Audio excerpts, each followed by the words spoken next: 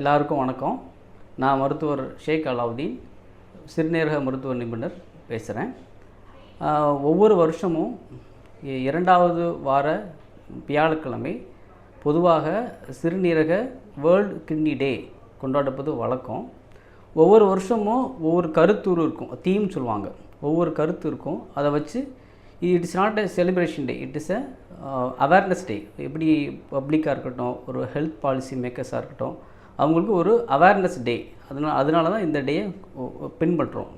World kidney டே 2023.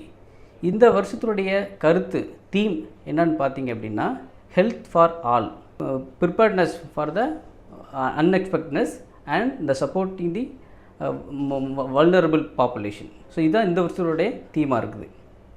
இது எதுக்காக இந்த தீம் இந்த வருஷம் வச்சுருக்கோம் அப்படின்னா, ப்ரிப்பேரிங் த அன்எக்ஸ்பெக்டட்னஸ். நம்ம பார்த்துருக்கோம், இந்த கோவிட் பேண்டமிக்கில் இருக்கட்டும், ஆர் த ஃப்ளட்ஸாக இருக்கட்டும், ஆர் ரீசெண்டாக பக்கத்து நாட்டில் நடந்த மேஜர் எர்த்குவேக்காக இருக்கட்டும்.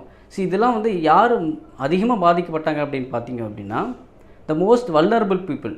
அதாவது கிரானிக் டிசீஸ்னால் பாதிக்கப்பட்ட, for example chronic heart disease இருக்க சஃபரான பீப்புள், கிரானிக் சுவாச பிரச்சனைகளாக சஃபரான people, and chronic kidney disease. இவங்க டயாலிஸாக இருக்கட்டும், மருந்து மாத்திரைகள் வாங்குறது பிரச்சனைகள், இதெல்லாம் நிறைய சஃபர் ஆனாங்க. ஸோ இந்த மாதிரியான கிரானிக் டிசீஸ் இருக்கவங்களுக்கு எப்படி நம்ம சப்போர்ட் பண்ணுறது, அந்த கிரிட்டிக்கல் டயத்தில் எப்படி சப்போர்ட் பண்ணுறது அப்படிங்கிறத தீம் தான் இந்த வருஷம் வச்சுருக்காங்க. இது வேர்ல்டு கிட்னி டே 2023 தீமாக இருக்குது. இது மெயினாக பாலிசி மேக்கர்ஸ், ஃபார் கவர்மெண்ட்டாக இருக்கட்டும், ஆர் ப்ரைவேட் ஆர்கனைசேஷன் இருக்கட்டும், பாலிசி மேக்கர்ஸ்க்கு ஒரு அறிவுறுத்தலாக இருக்குது. இந்த மாதிரி ஒரு அன்எக்ஸ்பெக்டட்னஸ் வருது, ஃபார் எக்ஸாம்பிள் அனதர் பேண்டமிக் வருது, ஆர் அன்எக்ஸ்பெக்டட் திங்ஸ் வருது அப்படின்னா, நம்ம எப்படிலாம் இந்த வல்னரபிள் பீப்புளுக்கு நம்ம சப்போர்ட் பண்ணுறது அப்படிங்கிறது இந்த தீமாக இருக்குது. Second part of the theme அப்படின்னு பார்த்திங்க அப்படின்னா, டயாலிசிஸ். இந்த கிரானிக் கிட்னி டிசீஸ் இருக்கவங்க பேஷண்ட்ஸுக்கு டயாலிசிஸ்னாலே ஒரு அலர்ஜியாக இருக்குது, ஒரு ஒரு ஒரு ஒரு அவர்ஷனாக இருக்குது, அவர்ஸ் சொல்லுவோம். அதனால் அவங்க அதர் ஃபார்ம் ஆஃப் ட்ரீட்மெண்ட் போகிறாங்க.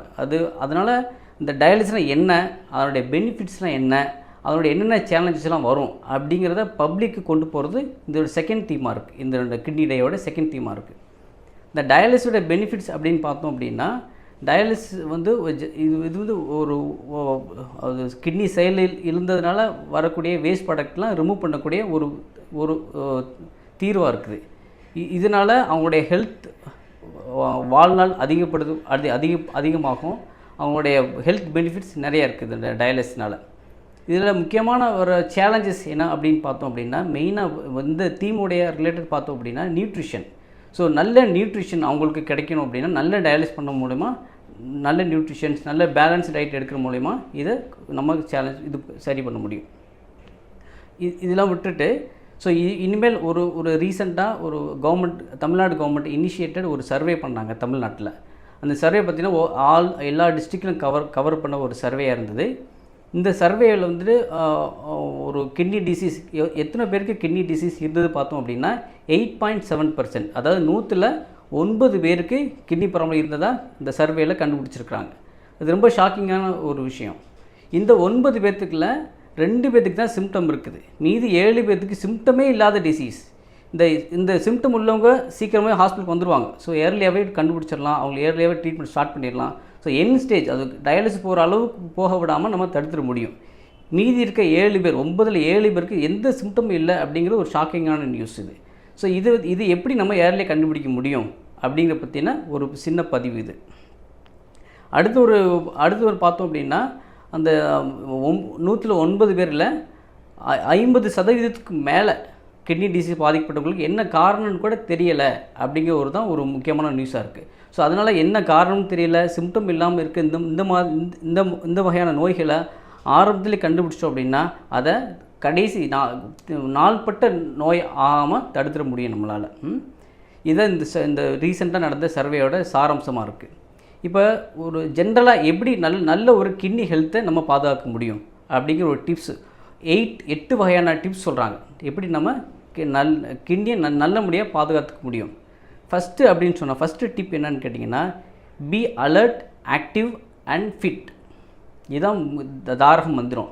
ஆக்டிவாக இருக்கணும், அலர்ட்டாக இருக்கணும், அண்ட் உடம்பை ஃபிட்டாக வச்சுக்கணும். எப்படி ஃபிட்டாக வச்சுக்க முடியும்? ரெகுலர் எக்ஸசைஸ் பண்ணுறது மூலமாக கிட்னி மட்டும் ஹெல்த்தாக இருக்காது, பட் அதர் ஆர்கன்ஸ், ஹார்ட்டாக இருக்கட்டும், ஆர் டயபெட்டிஸாக இருக்கட்டும், ஆர் இது பிபியாக இருக்கட்டும், எல்லாமே வந்து பெர்ஃபெக்ட் கண்ட்ரோலில் இருக்கும். ஸோ எக்ஸசைஸ் ஒரு 20 to 30 minutes வாக்கிங்காக இருக்கலாம், ரன்னிங்காக இருக்கலாம், சைக்கிளிங்காக இருக்கலாம், swimming, what ever you like, அது டான்ஸிங் கூட இருக்கலாம். ஸோ அதில் ஒரு எவ்ரி 30 minutes இன் எ டே அது இதுக்கு தனியாக இது ஒதுக்குங்க, இது நேரம் செலவழித்து ஒதுக்குங்க, கண்டிப்பாக அதனுடைய பிரயோஜனம் இருக்கும். இது வந்து first, be alert, active and fit.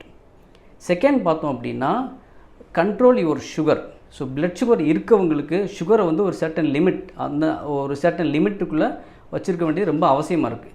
Sugar control இல்லை அப்படின்னா நாளடைவில் அந்த சுகர்னால் வரக்கூடிய பாதிப்புகள் நிறையா வரலாம். ஹார்ட் ப்ராப்ளம் வரலாம், கிட்னி ப்ராப்ளம் வரலாம், ஸோ மெனி ப்ராப்ளம்ஸ் அதெல்லாம் வரும். அதனால் சுகர் நம்ம கண்டுபிடிச்சி கண்ட்ரோலில் வச்சுருந்தோம் அப்படின்னா இதனோட பின்வழிகள்லேருந்து நம்ம பாதுகாத்துக்க முடியும். மூணாவது டிப்ஸ் பார்த்தோம் அப்படின்னா மானிட்டர் யுவர் பிளட் ப்ரெஷர். பிபியை ரெகுலராக மானிட்டர் பண்ணிக்கோங்க. பிபியை மானிட்டர் பண்ணுறது மூலமாக, நான் சொன்ன மாதிரி பிபியை மானிட்டர் பண்ணுறது மூலமாக பின்னாடி வர பிரச்சனைகள்லாம் நம்ம தடுக்க முடியும். ஸ்ட்ரோக் வர தடுக்கலாம், ஹார்ட் டிசீஸ் வர தடுக்கலாம், கிட்னி டிசீஸ் வர தடுக்கலாம். இந்த மாதிரி நிறைய விஷயங்களை பிபி கண்ட்ரோலில் வச்சுக்க மூலமாக தடுக்க முடியும். 4வது டிப்ஸ் அப்படின்னு பார்த்தோம் அப்படின்னா முக்கியமான விஷயம் weight and diet. So weight வந்து ரொம்ப முக்கியம். எல்லா கிரானிக் டிசீஸ்க்கும் ஒரு மூலதனமாக இருக்கிறது இந்த வெயிட் தான். ஸோ இந்த வெயிட்டை நம்ம ஒரு பர்டிகுலர் லிமிட், பிஎம்ஐ சொல்லுவாங்க, அது பர்டிகுலர் லெஸ் தென் 25 வச்சுருந்தோம் அப்படின்னா நிறையா வகையான கிரானிக் டிசீஸ்லேருந்து நம்மளை தடுத்துக்க முடியும். இது எப்படி தடுத்துக்க முடியும் அப்படின்னா ரெண்டு வகை மூலமாக வெயிட்டை நம்ம கண்ட்ரோல் வச்சுக்க முடியும். ஒன்று வந்து முக்கியமானது diet, balanced diet, low potassium, low sodium diet, அதாவது சாப்பாட்டில் உப்பு கம்மியாக போட்டு எவ்வளோ கம்மியாக சாப்பிட முடியும் அவ்வளோ கம்மியாக சாப்பிட்றது. செகண்ட் வந்து லோ கார்போஹைட்ரேட் டயட். கார்போஹைட்ரேட் அப்படின்னா மாவு சத்து சொல்லுவாங்க, அது ரைஸாக இருக்கட்டும், ஒரு ஸ்வீட்ஸாக இருக்கட்டும், இதில் எல்லாமே கார்போஹைட்ரேட். இந்த கார்போஹைட்ரேட்டை குறைச்சிட்டு ஹை ஃபைபர் வெஜிடபிள்ஸ் நிறைய எடுத்துக்கிறது. ஸோ இது மாதிரி பேலன்ஸ் டயட்டை ஃபாலோ பண்ணுறதும் ப்ளஸ் எக்ஸசைஸ் ரெண்டு தான் ஃபாலோ பண்ணோம் அப்படின்னா ஒரு வெயிட்டை நம்ம கட்டுக்குள்ளே வச்சுருக்க முடியும். அதனால் அது வரக்கூடிய ஒபிசிட்டினால் வரக்கூடிய பின்விளைவுகளில் நம்ம பாதுகாத்துக்க முடியும். 5வது பார்த்தோம் அப்படின்னா பிளென்டி ஆஃப் வாட்டர்ஸ். தண்ணி வந்து நல்லா எடுத்துக்கணும். அதாவது நான் சொல்கிறது எல்லாமே கிட்னி ஹெல்த் வராமல் தடுக்கக்கூடிய பிரச்சனைகள். கிட்னி டிசீஸ் வந்தவங்களுக்கு இது பிளென்டி ஆஃப் வாட்டர் பொருந்தாது. அது வந்து ஒவ்வொரு வகையான ஸ்டேஜுக்கு ஏற்ற மாதிரியான கிட்னி வாட்டர் அளவு எவ்வளோன்னு அந்தந்த கிட்னி ஸ்பெஷலிஸ்ட் சொல்லுவாங்க. இது ஒரு ஆவரேஜாக வந்து 2 லிட்டர் எடுக்க சொல்கிறோம். ஒரு கிட்னி ப்ராப்ளம் பின்னாடி வரக்கூடாமல் தடுக்கணும் அப்படின்னா ஒரு ஆவரேஜாக ஒரு நாளைக்கு 2 லிட்டர் தண்ணி எடுக்கணும்.